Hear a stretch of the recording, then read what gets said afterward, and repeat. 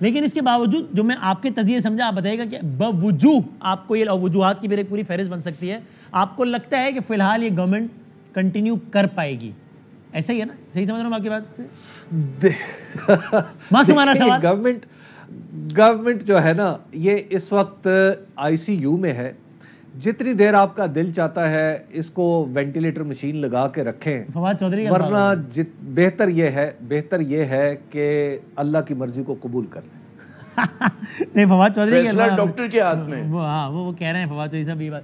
اچھا یہ ذرا جاتے آتے ہیں ہم آخری 5-7 منٹ میں گل صاحب والا معاملہ آپ نے کیا تو عامر اجاز صاحب پھر اسٹارٹنگ فرام یو، یہ کیا ہوا آپ کے خیال میں؟ اور ابھی یعنی ایک فلو میں ایک بات کہہ گئے، ایک سوچی سمجھی بات انہوں نے کہہ دی.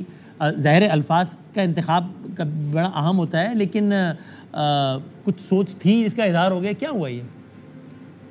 اگر دلوں کے بھید تو اللہ میاں جانتا ہے، لیکن عموماً گل صاحب بڑا فلو میں رہتے ہیں نا، آپ کو پتہ یہ مجھ سے زیادہ آپ نے گفتگو کی ہے ان سے، اور وہ پرووکیٹو ان کا انداز ہے گفتگو کا، جو نون لیگ میں طلال چودھری کا ہے اور باقی ہر پارٹی میں ایسے 2-3 ہوتے ہیں رہنما کہ جو اس طرح سے گفتگو کرتے ہیں کہ بہت پریشر ڈال کر ہارڈ ہٹنگ ٹاک کرتے ہیں.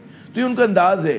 اور ہمارے بہت سارے سیاستدان، صرف میں گل صاحب کی بات نہ کروں، اکثر و بیشتر ہمارے یہاں وہ سمجھتے ہیں کہ جی زبان کے آگے میدان ہے، آپ دوڑائے چلے جائیں. اور اس میں مطلب ہے کہ وہ جو ہوتا ہے نا کہ ہر لفظ ناپ تول کر بولنا، سوچ سمجھ کے بولنا، کہ کیونکہ یہ جو انہوں نے بات کی، ایک تو خیر ہماری یہ بات کا بتنگڑ بھی بہت زیادہ میں سمجھتا ہوں کہ اس کو اچھالا بھی بہت زیادہ گیا ہے، ورنہ درگزر بھی کیا جا سکتا تھا، لیکن کیونکہ حالات ایسے تو اس کو بن گیا، یہ ایک فسانہ بن گیا بہت بڑا. تو اس چیز سے آپ کہتے پرہیز بھی کر سکتے تھے. کئی اور طریقے تھے کہنے کے، بات کہنے کا اگر سلیقہ ہو تو آپ ہر بات کہہ سکتے ہیں، اس پہ رد عمل نہیں آئے گا. میں آپ کو لکھ کے دینے کے لیے تیار ہوں. تو انہوں نے جس طرح سے مطلب بات کی، تو انہوں نے میں نے کہا نا کہ لوز بال دے دی، کہ جہاں پر مطلب موقع ملا ہے کہ ان کی جو حکومت ہے اس نے چکا لگانے کی کوشش کر رہے ہیں. اور ظاہر ہے کہ خواہش ہے حکومت کی کہ کسی طرح جتنی خلیج اگر ہے فوج کے درمیان اور عمران خان صاحب کی پارٹی کے درمیان، اس کو مزید وسیع کیا جائے اور مزید اس کو بڑھایا جائے. تو وہ خواہش جو ہے، لیکن اب دیکھیں کہ کس طرح سے ہینڈل کرتے ہیں. تو جو پہلا راؤنڈ انہوں نے کھیلا ہے پی ٹی آئی نے، وہ کوئی اتنا برا نہیں کھیلا. انہوں نے دیکھیں، انہوں نے گل صاحب کو اپنے آپ سے دور نہیں کیا، مطلب یہ نہیں کیا کہ ایک دم پینک کے اندر آ کے انہوں نے کہا جی مذمت کرتے، لیکن ساتھ ساتھ انہوں نے یہ بھی واضح کر دیا کہ پی ٹی آئی کی پالیسی کیا ہے، اس کو بھی انہوں نے بار بار دہرایا ہے. تو میرے خیال میں یہاں پر ایک وفاقی جماعت ہے، اور اتنا جو ہو گیا وہ کافی، اس کے بعد چیزوں کو سنبھل جانا چاہیے. اوکے، اور یہ ٹھیک ہے. اور حبیب اکرم صاحب، یہ ایک اور تجزیہ نہیں، خان صاحب نے خود اس خدشے کا اظہار کیا، یہ آپ کو کتنا حقیقت سے قریب تر لگتا ہے عمران خان صاحب کے نااہل ہونے کا امکان؟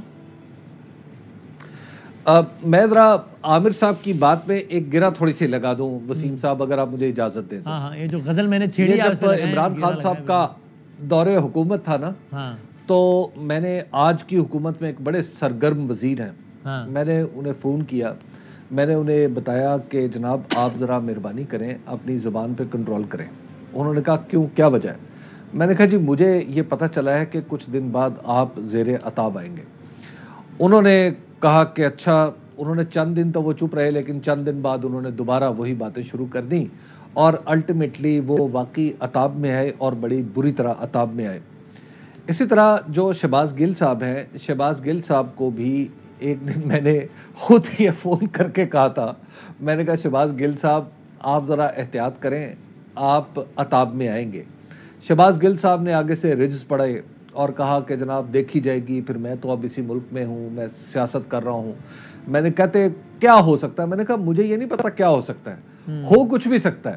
تو مجھے عامر اجاز صاحب نے بڑی اچھی طرح اس کو ایکسپلین کر دیا کہ بات کا بتنگڑ بھی بنایا جا سکتا ہے اور بات کو ختم بھی کیا جا سکتا ہے، دونوں صورتیں ممکن ہیں. اور میں خالی اتنا بتا دوں کہ وہی پرائیویٹ کنورسیشن میں زیادہ اس کا کنٹینٹ شیئر نہیں کرتا، لیکن آج سے کوئی 1-1.5 سال پہلے میں نے بھی ان کو یہ کہا تھا کہ بھائی کیا ہر جگہ تھوڑی کوئی ضروری ہوتا ہے کہ ہر جگہ ہی لڑائی.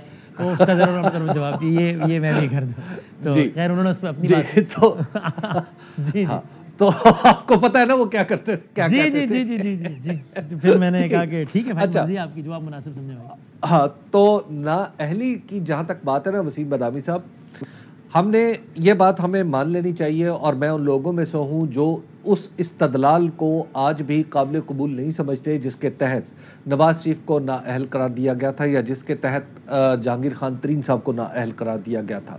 اور اگر آج اسی استدلال کو بنیاد بناتے ہوئے اگر ہم نے عمران خان کو نااہل کرنا ہے تو یہ محض غلطی پہ غلطی ہے. یعنی یہ بالکل ایسا ہی فیصلہ ہے کہ میں کہوں کہ چونکہ فلاں دو کو غلط پھانسی ہو چکی ہے, تیسرے کو بھی غلط پھانسی ہو جانی چاہیے تاکہ انصاف کا علم بلند کر دیا جائے. یہ کوئی آپ سمجھتے ہیں وہ دو غلط نااہل کیے گئے جس بنا پہ, اور اسی فارمولے کی بنا پہ آپ سمجھتے ہیں کہ اگر یہ بھی نااہل کیے گئے تو غلط ہوگا, یہ نااہلی بھی غلط ہوگی, غلط ہوگا. ہمیں پیچھے جا کے اپنے غلطی کو درست کرنا چاہیے, نہ کہ آئندہ غلطیاں کرنی چاہیے. وہ جو گفتگو آپ نے شروع کی تھی نا کہ ہمیں بار بار ہم ایک ہی طرف کیوں دیکھیں, آپس میں کیوں نہ سیٹ کر لیں, اپنی غلطیوں کا ادراک کیوں نہ کر لیں, تو ہمیں اپنی غلطیوں کا ادراک کرنا چاہیے. ٹھیک ہے, میں اس طرح سے. اور آپ کی اس پہ کیا رہا ہے عامر جیسا؟ مطلب ہے کہ بالکل یہ تو ایک ناانصافی کے ساتھ تو آپ کسی کو بھی وکٹمائز نہیں کر سکتے, لیکن اگر آپ عمران خان کا موازنہ کریں کہ جی نواز شریف کے اوپر جو الزامات ہیں, شہباز شریف صاحب پہ جو الزامات ہیں, اور عمران صاحب پہ جو الزامات ہیں, کوئی موازنہ ہی نہیں ہے. مطلب اگر ایک مبینہ طور پہ کسی نے بیکری چرائی تو یہاں آدھا بسکٹ بھی نہیں چوری ہوا مبینہ طور پہ. 1 ارب 64 کروڑ روپے کا سوال ہے فورن فنڈنگ کیس کا, ٹھیک ہے نا, اس میں سے بھی 33 کروڑ روپے کے اوپر کوئی سوالیہ نشان ہے جو اس کو بھی ثابت ہونا ہے, جبکہ صرف شہباز شریف صاحب پر 16 ارب کا ایک منی لانڈرنگ کا مقدمہ ہے, 13 ارب کا دوسرا ہے. پھر آپ گنواتے چلے جائیں تو وہاں تو اربوں کی بات ہوتی ہے, اور پتہ نہیں اس کے آگے مجھے گنتی نہیں آتی, میں تو ادب کا طالب علم ہوں. تو بھائی مطلب ہے کہاں موازنہ کر رہے ہیں, کہاں پہ ایون فیلڈ؟ عمران خان نے کیا اپنی سیاست کو, اپنے کاروبار کو وسعت دینے کے لیے استعمال کیا؟ کیا انہوں نے بیرون ملک جائیداد خریدی؟ کیا انہوں نے کوئی فیکٹری لگا لی؟ ہمیں نہیں پتہ, ٹھیک ہے نا. اب جو ان کے اوپر ایک نام نہاد کیس توشہ خانہ کا, وہ ٹیکنیکل کیسز ہیں, اگر بنتے ہیں وہ بہت ہی معمولی انگوٹھی, مطلب ہے اگر وہ جو جس پیسوں کی بات ہو رہی ہے تو وہ مطلب ہے کہ ایک تو وہ کوئی کرپشن اس طرح کی نہیں ہے, اس میں irregularity ہو سکتی ہے, اس میں ایک بیڈ لا تھا اس کا استعمال ہو سکتا ہے. تو یہ چیز ہمیں سمجھنی چاہیے. اور میں جب بھی کہتا ہوں کہ عمران کو اگر آپ پریز کریں نواز شریف صاحب کے ساتھ تو یہ تو بہت خود بڑی زیادتی ہے, یہ اس سے بڑی تو کوئی زیادتی ہوگی زرداری صاحب کے ساتھ کھڑا کر دیں. وسیم صاحب میں تھوڑی سی ایک کلیئرٹی کر دوں, جو نواز شریف صاحب کا جو ان کی نااہلی کا فیصلہ ہے وہ الگ ہے, وہ اس کا عدالت والا معاملہ الگ ہے, نیب والا الگ ہے. جی نیب والا الگ ہے. اسی طرح شہباز شریف صاحب کا معاملہ الگ ہے, اور جہانگیر خان ترین کا بھی آپ دیکھ لیجئے کہ وہ معاملہ بھی الگ ہے. وہ 62 والا. لیکن آپ کو بس عامر لوگ لیکن یہ بھی کہتے ہیں کہ جو نواز شریف صاحب کو سزا ملی, جو انہوں نے کیا تھا اس میں تو ان کو چھوڑ دیا گیا, اور ان کو ایک جان کے کیسے مطلب ہے مسئلے کے اوپر وہ کیا گیا جو کہتے کنٹروورشل بنے, ورنہ جو اوپن اینڈ شٹ کیس تھے تو وہاں تو ان کو سزا نہیں ہوئی, تو ان کو تو وہاں پر بھی جو ہے فائدہ ہی پہنچا, کہ مطلب ہے کہ جو جتنی سزا ملنی چاہیے تھی, جو کچھ ہونا چاہیے تھا وہ نہیں ہوا ان کے ساتھ. تو وہاں پر بھی سسٹم نے بچایا ہے. سسٹم کے جبھی میں کہتا ہوں سب سے جو پیارے بچے ہیں وہ نواز شریف صاحب ہیں. ہر بار ان پہ رحم کیا جاتا ہے, ان کے بچنے کا سامان ہوتا ہے, جیل کا دروازہ کھل جاتا ہے. کس کے ساتھ ہوا ہے ایسا؟ دنیا میں نہیں ہوا, صرف ہمارے مملکت خداداد پاکستان میں ہوا ہے. اب دیکھتے ہیں کہ آگے معاملہ کس سے زیادہ. بہت شکریہ دونوں مہمانوں کا, بہت بہت شکریہ.